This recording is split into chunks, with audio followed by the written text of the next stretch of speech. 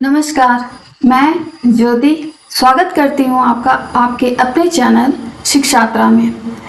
शिक्षात्रा okay, तो जिसमें हम लोग पढ़ रहे थे क्लास 10th का एनसीईआरटी कोर्स की ये सीरीज स्टार्ट हुई है, जिसमें हम लोग चैप्टर 1 से स्टार्ट किया।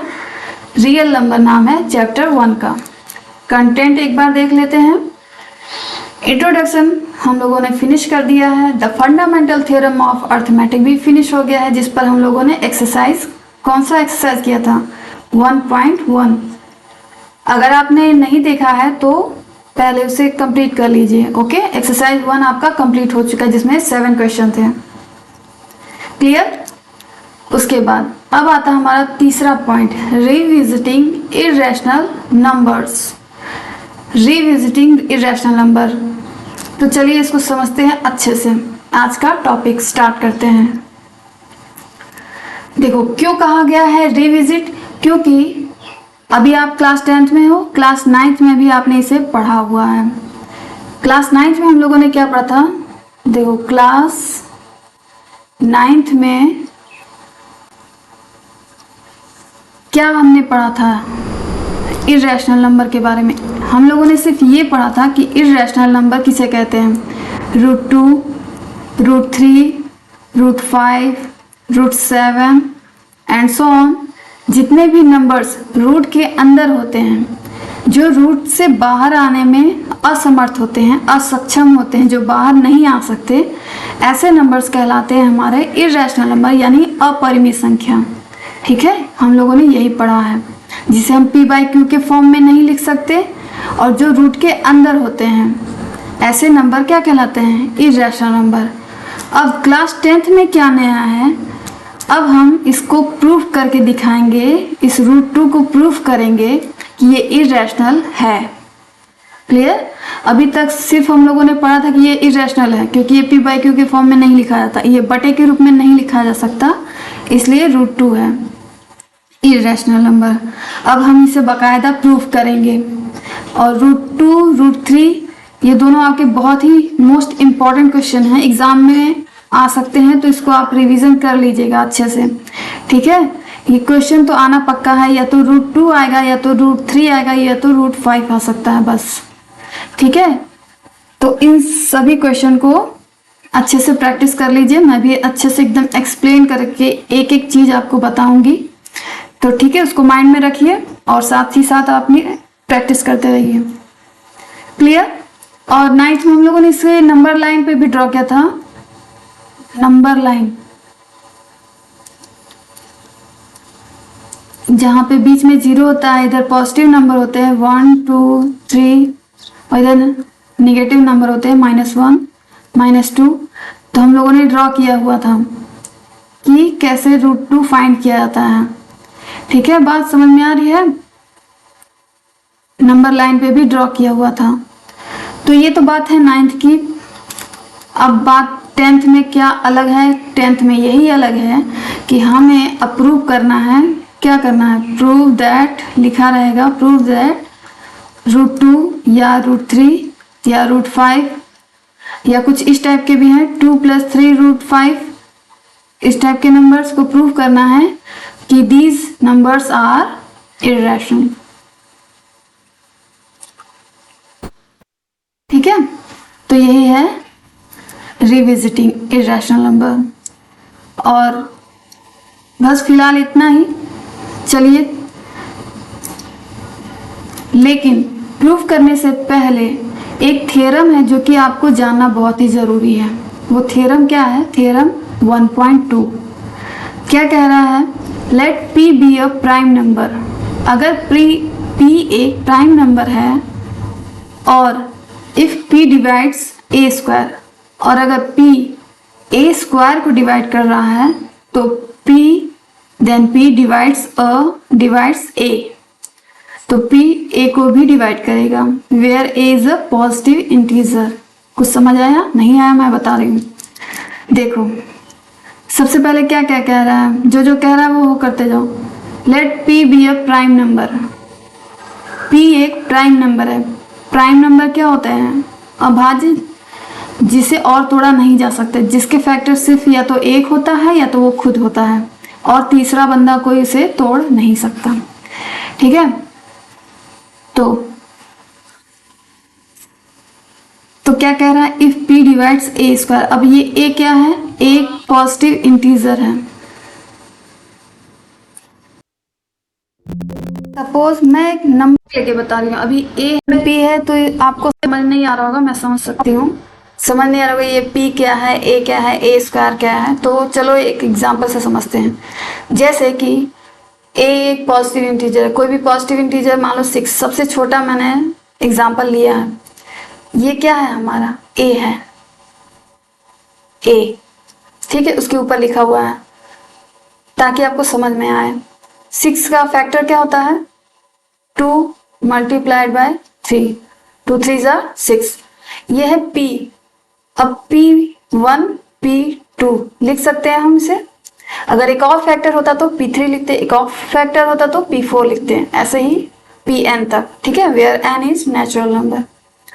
तो ये a है, a की जगह 6 है, p की जगह 2 है, p1 की जगह 2 है, p3 की जगह 3 है।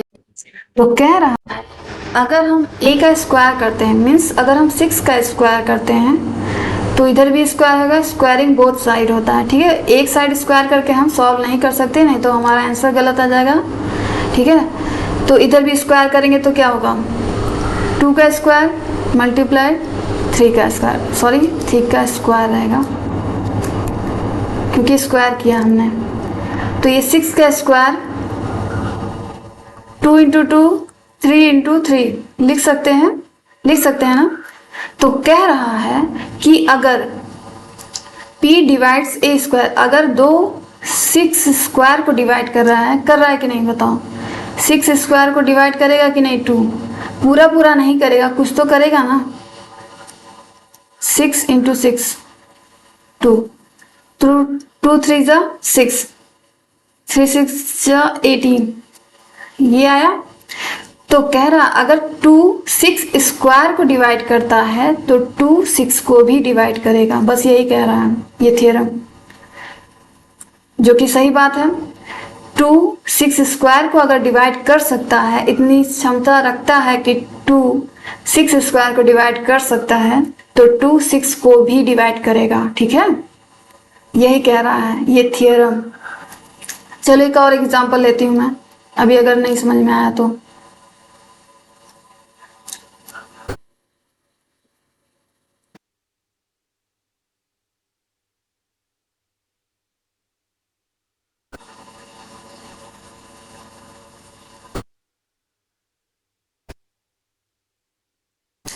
सपोज 9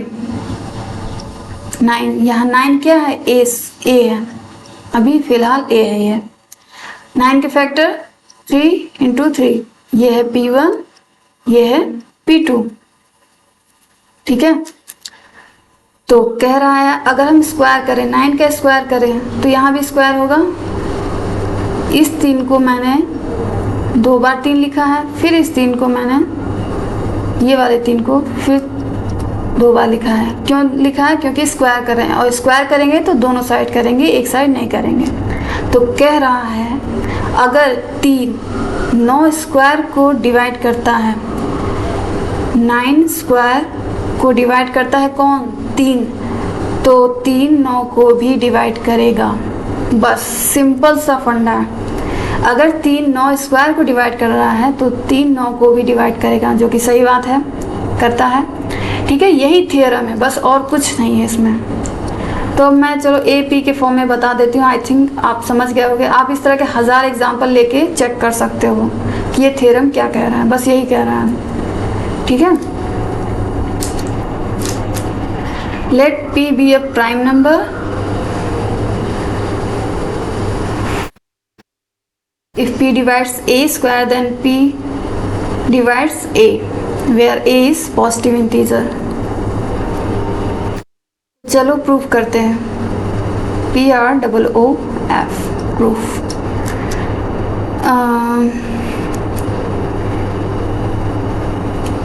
गिवन दैट, हम हमें क्या दिया हुआ है, a is a positive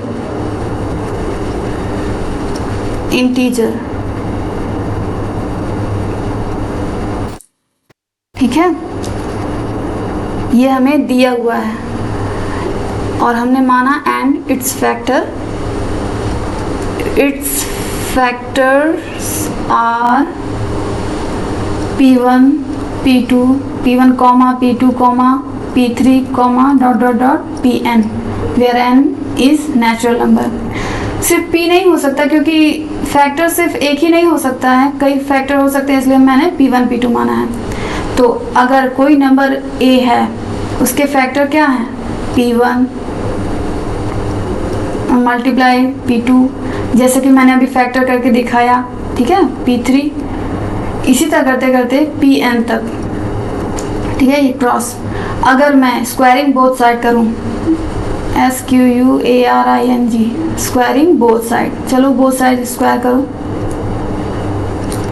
तो क्या आएगा हमारा, a स्क्वायर आएगा और आएगा p1 स्क्वायर गुड़े p2 स्क्वायर गुड़े p3 स्क्वायर गुड़े dot dot dot pn square आएगा।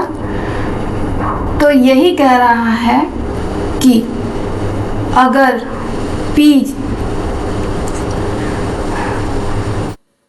p1 जो है a स्क्वायर को अगर डिवाइड करता है तो p1 a को भी डिवाइड करेगा, यही है थ्योरम, ठीक है, बात समझ में आई। अगर ये जो p स्क्वायर है ना, रुको मैं बताऊं,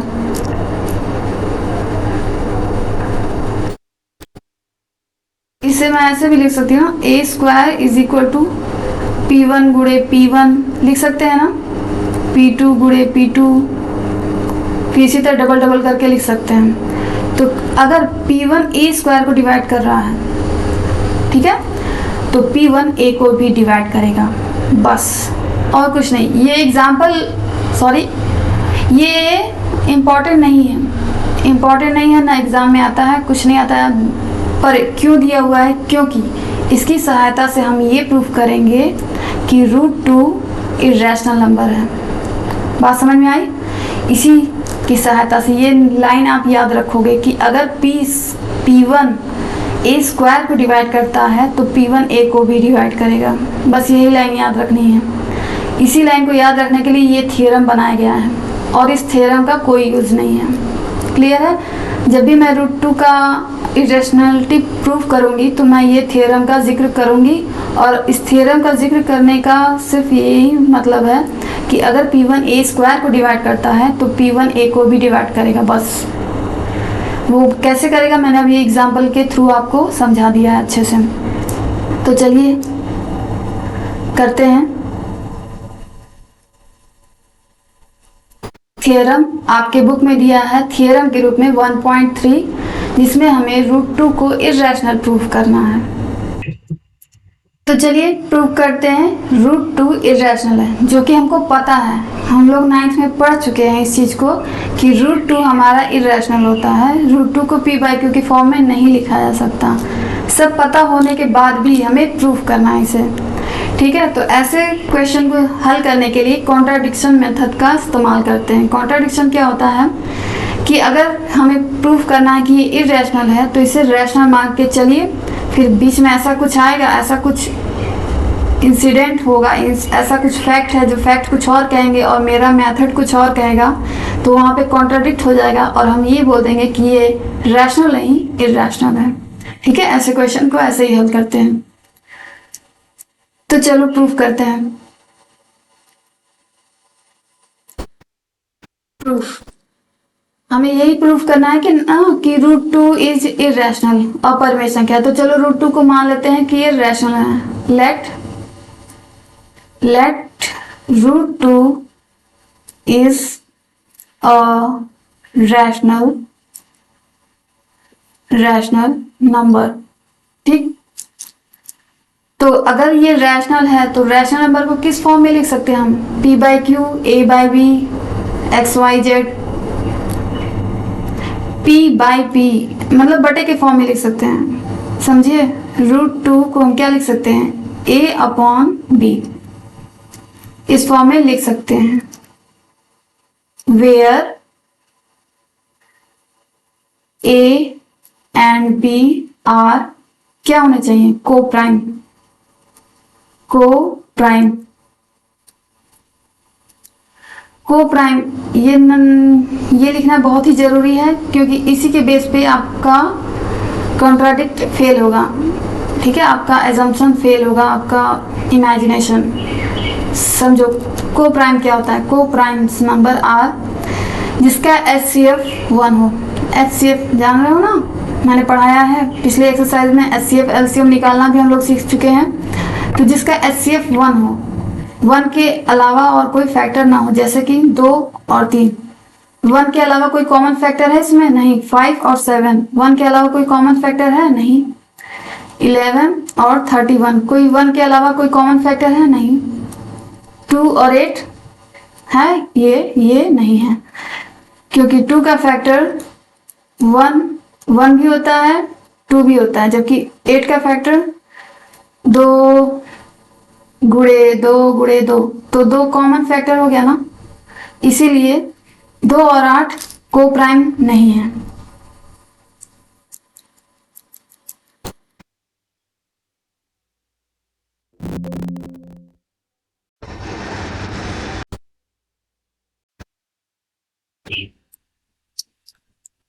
ठीक है, अब चलो मल्टीप्लाई करो। कैसे मल्टीप्लाई करते हैं? इक्वल के इधर उधर कोई नंबर रहता है तो तिरछा गुणा करते हैं, हर का अंश में, अंश का हर में। तो a का √2 के नीचे कुछ नहीं है तो 1 मान सकते हैं। a का गुणा 1 में करेंगे तो a एक कम a आया। फिर b का गुणा √2 में करिए तो आएगा b √2, ये आएगा। अब स्क्वायर करना है बोथ साइड, यहां लिख दीजिए स्क्वायरिंग बोथ साइड।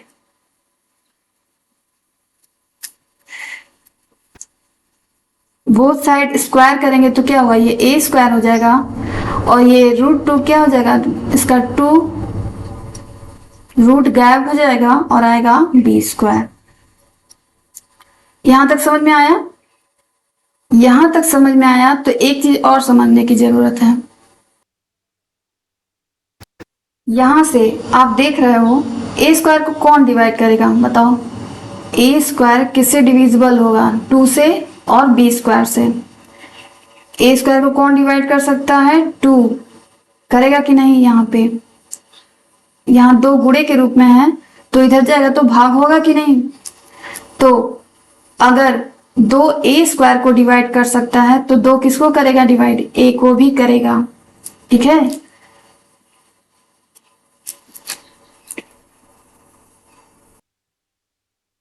तो यहां हम लिखेंगे a square is divisible by किससे? 2 से। 2 then a is also divisible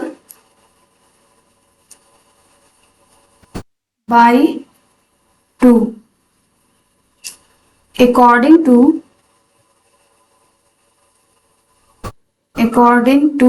कौन सा थ्योरम था? देखो मैं बताती हूँ, ये थ्योरम है 1.2 जिसमें मैंने ये बताया, ये जो बॉक्स किया है कि अगर P1 अगर a स्क्वायर को डिवाइड करता है तो P1 a को भी डिवाइड करेगा, बस यही है।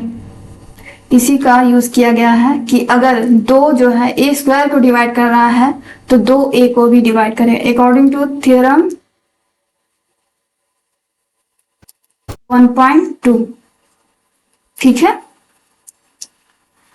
तो a क्या होगा? देखो a 2 से भी डिवाइड हो रहा है और b स्क्वायर से भी पूरा डिवाइड होगा, क्योंकि a एक इंटीजर है, पॉजिटिव इंटीजर है। बात समझ में आ रही है? ये डेसिमल में नहीं आएगा क्योंकि अभी हम रैशनल लेके चल रहे हैं, रैशनल नंबर है ये। ठीक है,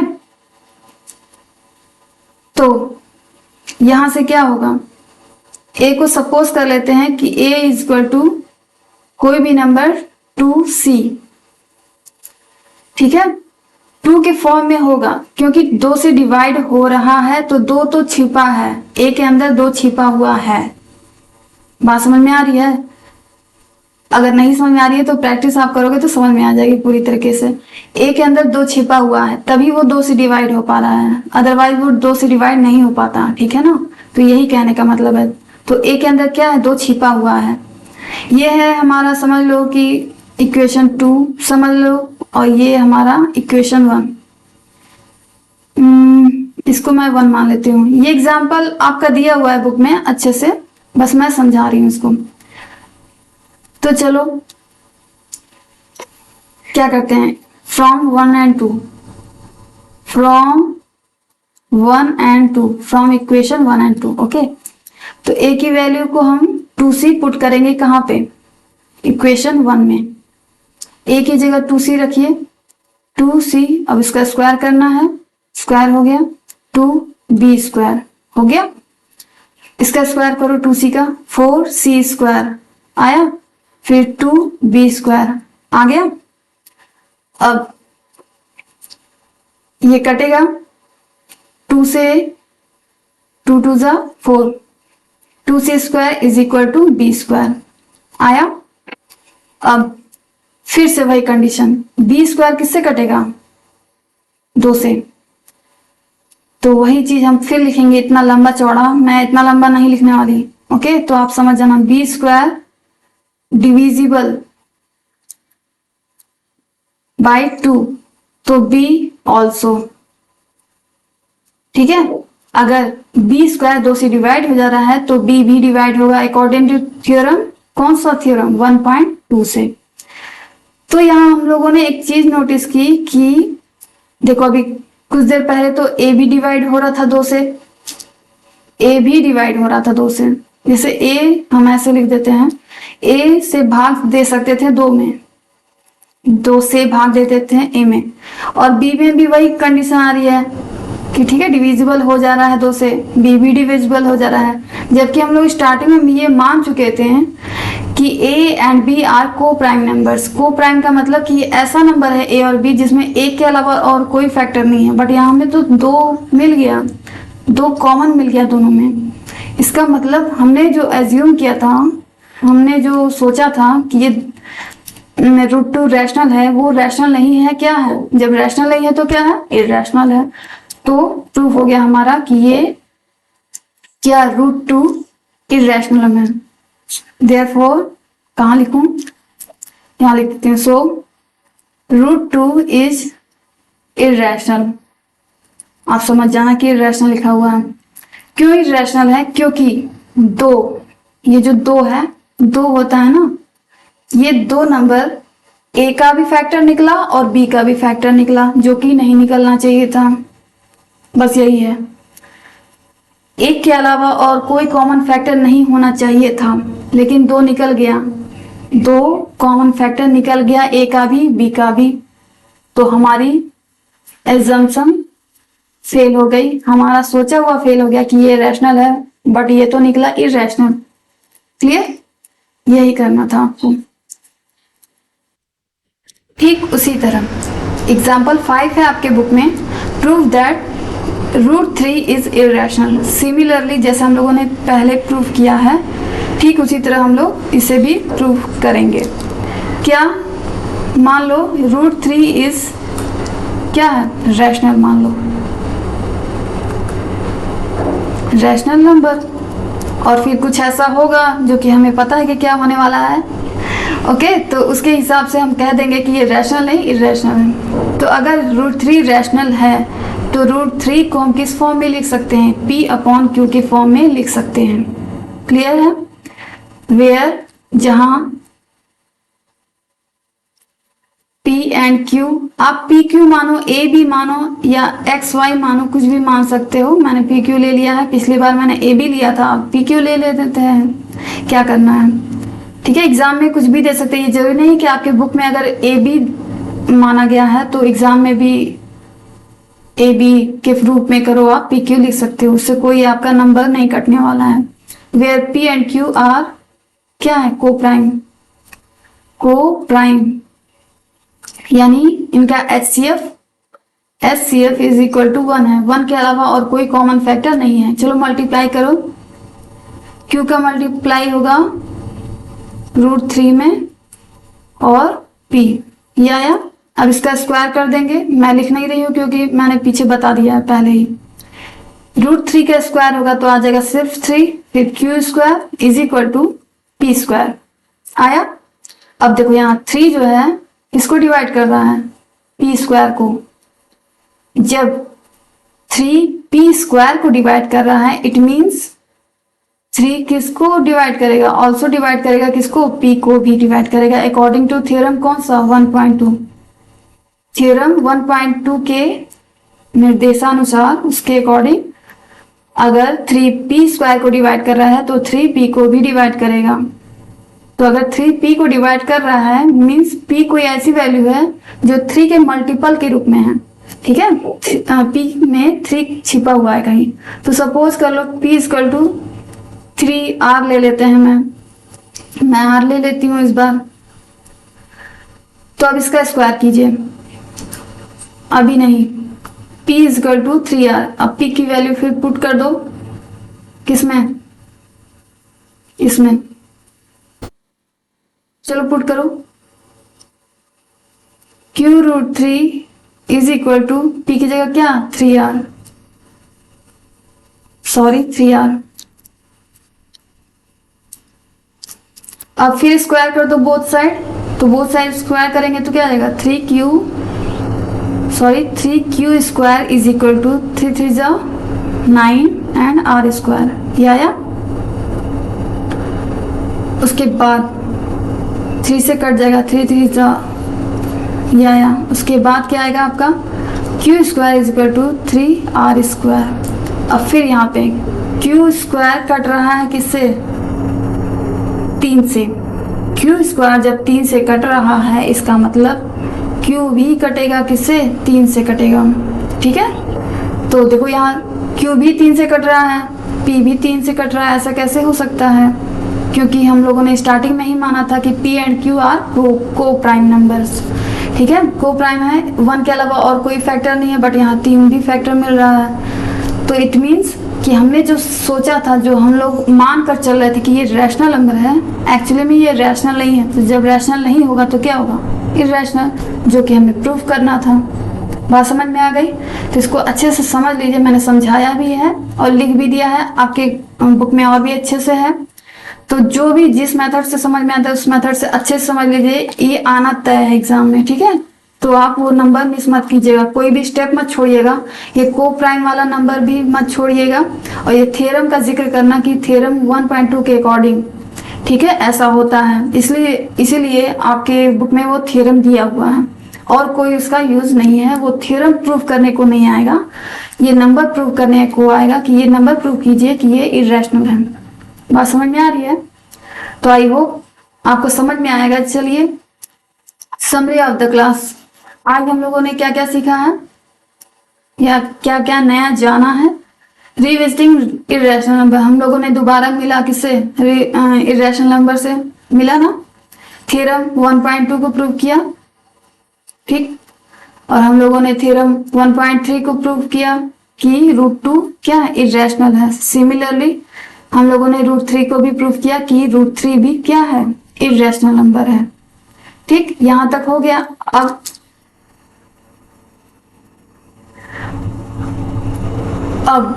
अब यहाँ से इसके बाद, इस टॉपिक के बाद हमारा स्टार्ट होता है कौन सा एक्सरसाइज 1.2, जिसमें 3 क्वेश्चन दिए हुए हैं। इसके अंदर 3 क्वेश्चन हैं।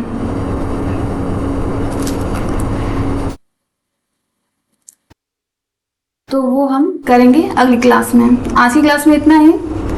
Thank you.